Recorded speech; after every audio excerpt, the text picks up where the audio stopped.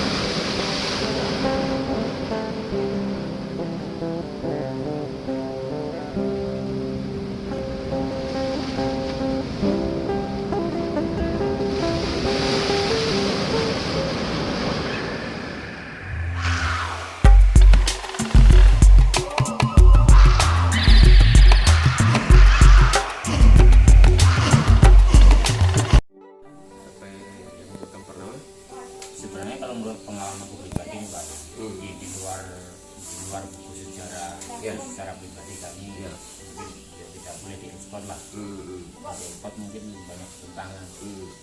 Di antara 9, 8, 7 itu ada juga.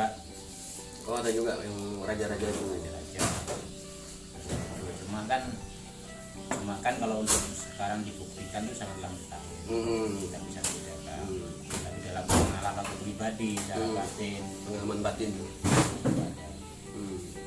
Jadi kita diambil cerita yang standarnya aja di makam pulang, Di makam 10. para raja. Dari sejak Bapak bertugas menjadi juru kunci di lokasi ini, ada pengalaman-pengalaman Pak, terkait dengan pengalaman mistis, pengalaman apa yang terkait dengan makam ini? Itu aku kalau bercerita begini Pak, badanku Merinding ada. soalnya mereka tuh datang. Kalau terus terang aku tidak bisa melihat, tapi bisa merasakan. Dan lagi aku memang tidak berjanji ke mereka, tidak mau di saat aku ronda malam tidak mau dilihatkan secara aku tidak mau. Akan tapi ibarat begini Pak, ini saat aku pikirkan, ya kan Bapak ngantongi ini ibarat ya kan, kita lah Bapak ngantongi korek. Aku tahu Bapak yang kantongin Bapak itu korek, tapi warnanya apa saya tidak tahu. Nah, ibarat seperti itu. Begitu juga di sana. Aku paham yang di sana tuh yang model orangnya yang dibunuh itu paham, tapi aku tidak bisa melihat secara nyata ini begini. Memang aku tidak mau, takut tapi aku paham. Jadi kadang-kadang terasa juga ya kalau pas sedang patroli di lokasi itu terasa. Apa yang biasa mereka kalau ketika dia komunikasi dengan bapak orang-orang itu? Ya minta doakan kah atau apa kah? Ya jelas begitu Pak. Jadi di sini kan berbagai macam suku Ya.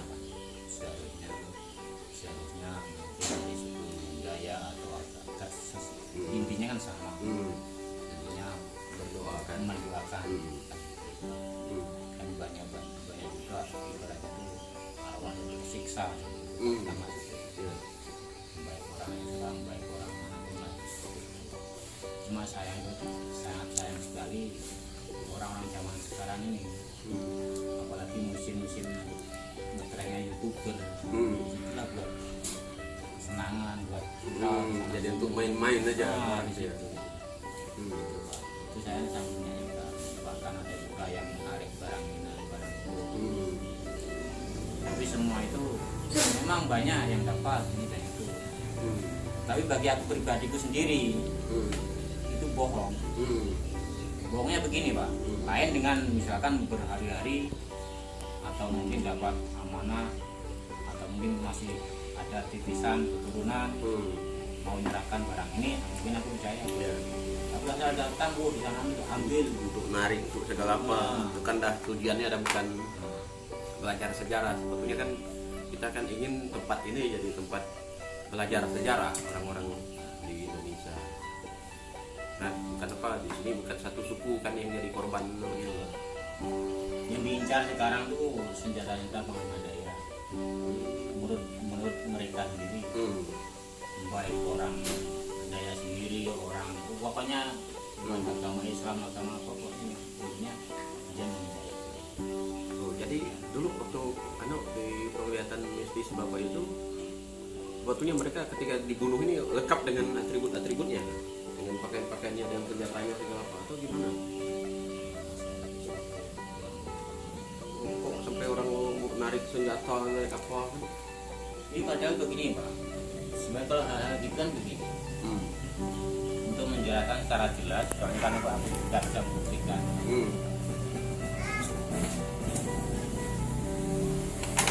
Ini aku beri contoh saja, yang lebih gampangnya. Rumah dikunci, yang asli tinggalkan aku Pak ya, bapak tujuan pendatang. Kalau kita ini sebuah barang, orang lain udah mau ambil barang di tempat rumah dikunci, top, yang kena bapak-bapak ini. Padahal dia pendatang, kita anggap dia barang nih kan, misalkan, padahal pendatang. Tapi orang itu wah aku dapat senjata rumah dikunci. Padahal yang aku di sini, barang yang di sana yang asli tidak bisa. Nggak akan bisa mereka tarik. Akan bisa. Sampai aku tantang orang Sambas, sampai bisa ngambil barang-barang yang asli, aku jerat pantatnya. Sampai itu orang pintar Pak, tiba-tiba aku nyeblos. Oh jadi selama ini sering juga yang Sering, Pak. praktek itu malam. Dia malam Pak. Makanya kalau ada tamu malam tetap ya macam bapak kemarin kan aku udah tahu bapak orang ramai mana kan, makanya aku minta dari belakang. Aku mikir apa, khawatir kalau perbuatan yang ganda, bawa cewek membuat ini dan itu, atau mungkin gimana. Ketemu dengan bapak cuma hanya ini enggak begitu anu kan begitu.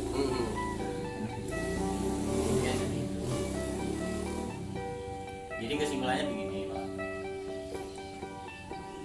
kesimpulannya begini, sejahat apapun rumah pacaran dan jadi siapapun yang bapak jangan menghargai atau menurut saya pun tidak ada apa-apa, masih anak kecil. Biar bagaimanapun rumah berkunci ini memang katakanlah sangat jadi siapapun yang menunggu sini itulah bukan aku maksudnya. Karena orang yang dia percaya karena keramatnya dikunci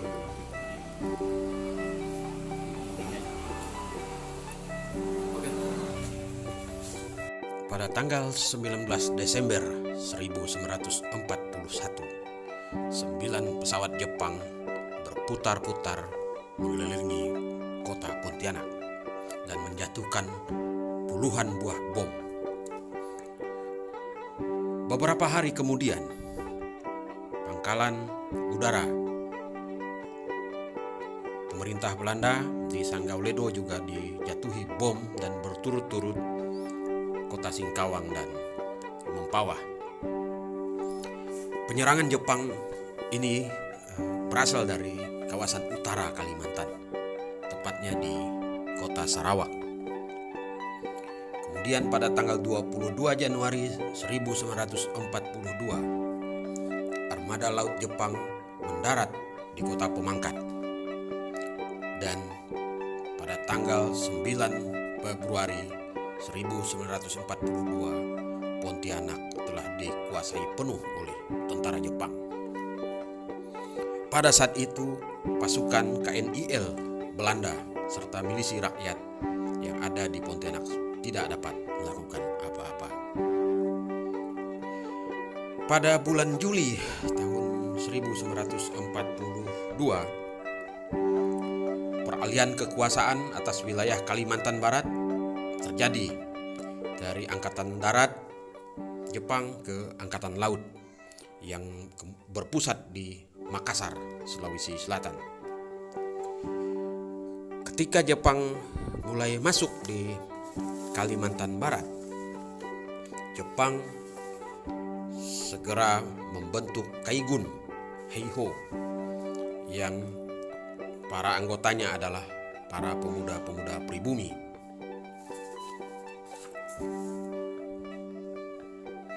Jepang juga melarang berbagai organisasi-organisasi pergerakan pemuda seperti Nishinkai yang merupakan gabungan dari berbagai organisasi seperti Parindra, Persatuan Anak Borneo dan sebagainya di Kalimantan Barat.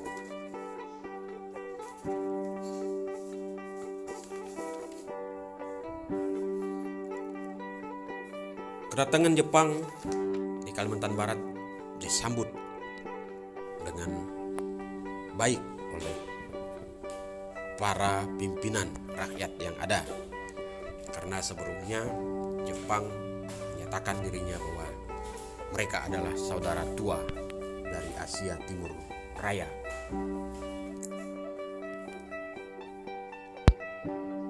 Karena pergerakan-pergerakan para pemuda di berbagai pulau yang ada di Indonesia terjadi, tidak terkecuali juga di Kalimantan Barat. Nishinkai yang merupakan gabungan dari organisasi para pemuda tadi kemudian seringkali melakukan rapat-rapat gelap di kota Pontianak yang melibatkan berbagai tokoh-tokoh yang ada. Atas upaya ini, kemudian Jepang menganggap bahwa gerakan ini sangat berbahaya bila dibiarkan. Jepang kemudian menyiapkan areal seluas lebih 20 hektar di Kopiang, di daerah Kabupaten Pontianak ketika itu, untuk mendirikan penjara yang letaknya di hutan. Nah, ketika para penjara di hutan ini sudah siap, pemerintah Jepang melalui angkatan lautnya kemudian segera melakukan penangkapan terhadap tokoh-tokoh organisasi para pemuda dan tokoh-tokoh masyarakat yang ada di Kalimantan Barat. Penangkapan dimulai ketika subuh dini hari pada 23 Oktober tahun 1943 dan gelombang berikutnya terjadi pada tanggal 24 Januari tahun 1944. Tanpa pengadilan, tanpa kesalahan yang jelas, para tokoh-tokoh pergerakan ini kemudian dihukum dan dibunuh di tempat itu. Bukan hanya para tokoh yang berasal dari berbagai daerah, di Kalimantan Barat. Jepang juga menangkap orang-orang yang bekerja, yang melawan, yang bekerja ketika itu membuat jalan dari Pontianak ke Sungai Durian. Jadi orang-orang ini yang dari Sungai Durian kemudian diangkut semua ke Kopiang, ke Mandor, dan kemudian dibunuh di tempat itu.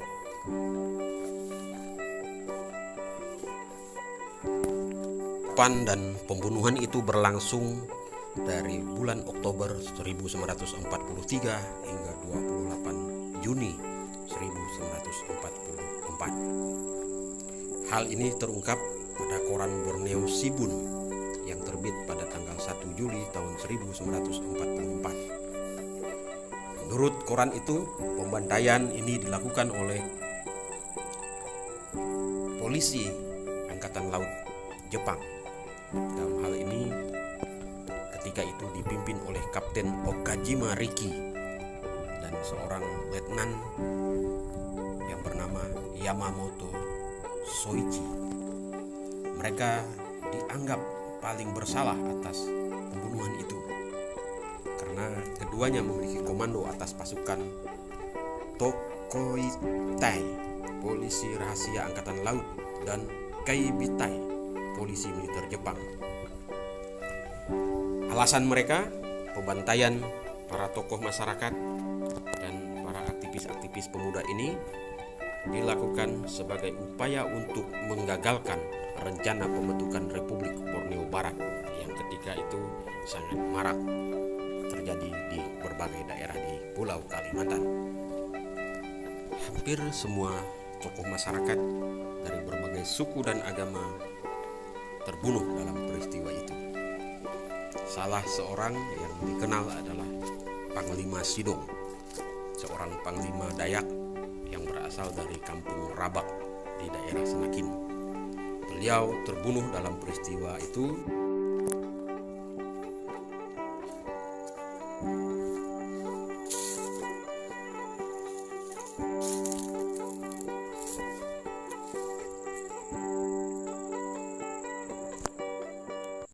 Tempat eksekusi para korban keganasan penjajahan Jepang. Eksekusi ini dilakukan dengan cara penebasan kepala atau pembunuhan kepala para korban yang ditangkap oleh penjajahan Jepang pada saat itu. Nah, inilah yang di dalam semen ini bukan batu tapi semen. Di dalam ini ada sebuah palung kayu sekitar diameter, panjangnya 2 meter, lebarnya sekitar ada 30 cm. Jadi para korban ini dieksekusi sebelumnya seperti ini ya, mata tertutup, dan ada juga yang mata yang tidak mau tertutup, dia tidak mau, ada juga korban ini dieksekusi begini. Jadi si Algojo hanya menyentuh kulitnya atau lehernya hanya sebagai putus hanya untuk tidak pakai begini dengan tenaga. Jadi semua korban yang di 10 makam ini eksekusinya di tempat ini? Saya kalau melihat tidak semua eksekusinya di sini. Tidak semua. Ada eksekusi penembakannya di dikatakan sesuatu. Di sini khusus untuk para tokoh-tokoh yang mempunyai ilmu supranatural. Di sini. Di semen ini ya? Di sini. Di batu ini. Di batu Pak Kursi.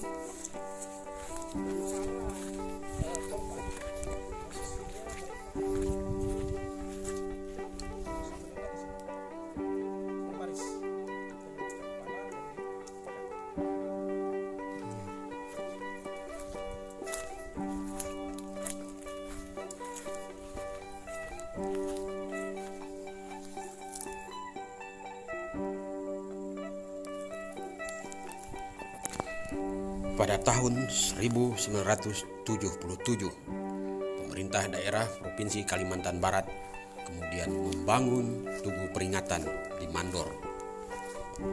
Dan pada sekian tahun kemudian, melalui peraturan daerah pemerintah Provinsi Kalimantan Barat nomor 5 tahun 2007, Peristiwa Mandor dinyatakan sebagai hari berkabung daerah yang dilaksanakan setiap tanggal 28 Juni hingga hari ini.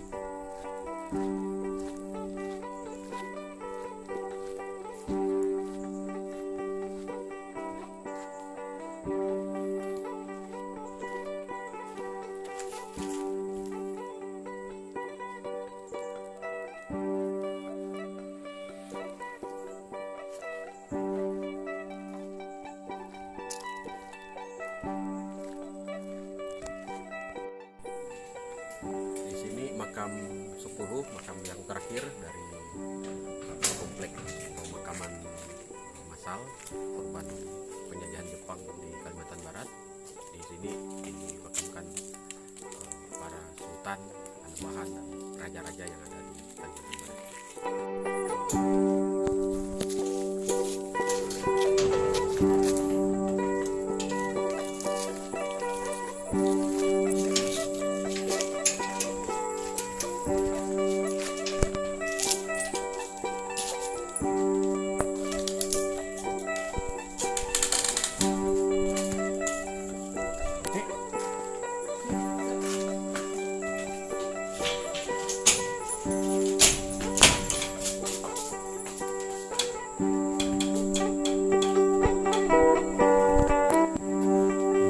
Jadi di makam 10 ini apa yang anunya Pak?